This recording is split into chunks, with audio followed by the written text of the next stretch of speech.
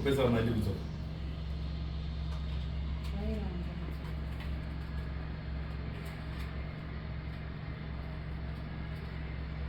Tadi bila jina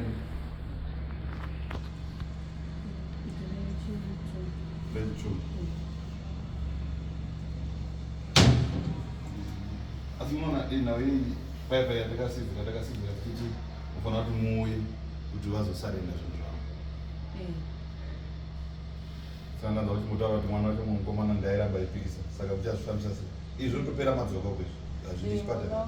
Mkomana njia baipikisa. Abaru iwe paka uya baba wa matara basi wa matara ngoli kweli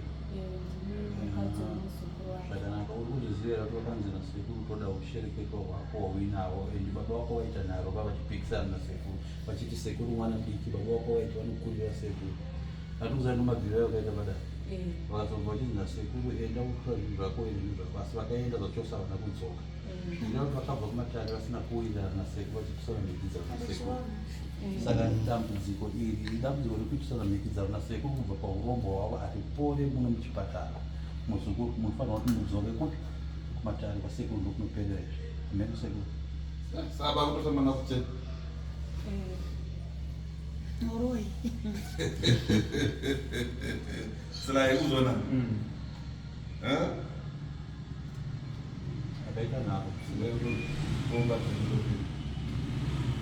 Okay. Patinya iga. Mangamanyoro rase dai achire pachangari panamona. Totana naye kuti zvoda kuti musununguro moyo. kana iye anokwanisa kufungura kana kune vakuru vechipatara chimwe muntu aririswa kuuya kumatara batsirese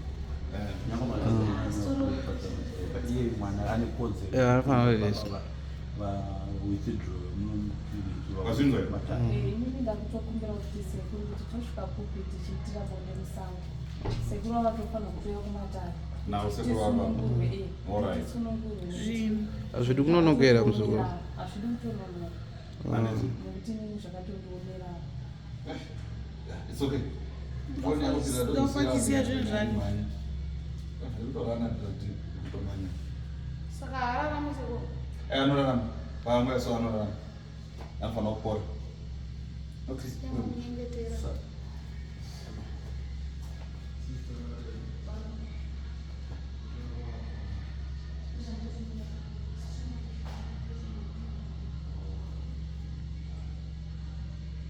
Varuda aswere kwaudza vapiwa maklipu.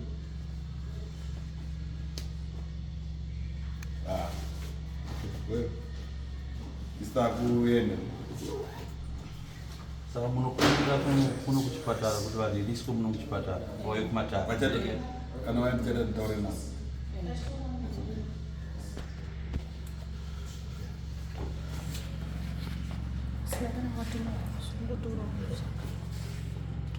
Não sei,